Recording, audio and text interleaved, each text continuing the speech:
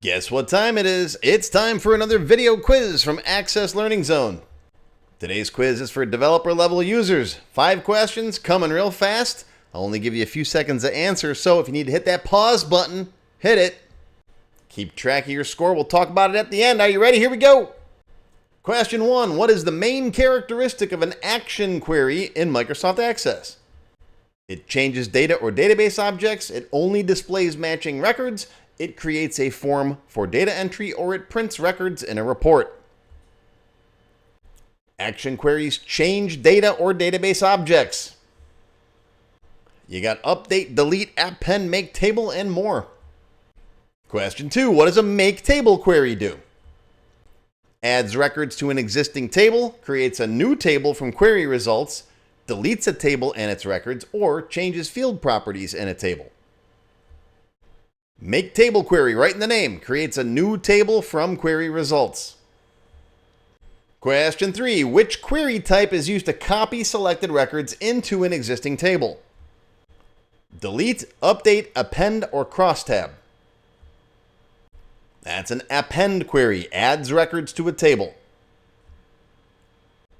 Question 4. Why should VBA code turn access warnings back on after temporarily disabling them? Warnings automatically delete temporary tables. Warnings help prevent unnoticed destructive actions. Warnings are required before opening forms. Or warnings make queries run faster. That's going to be B. Warnings help prevent unnoticed destructive actions. If you set warnings false, make sure you set warnings true after you're done. Question 5. What is the usual purpose of the VBA MsgBox function in an Access application? To display a message and optionally get a response, to save the current record automatically, to create a new table from selected records, or to open a query in Design View.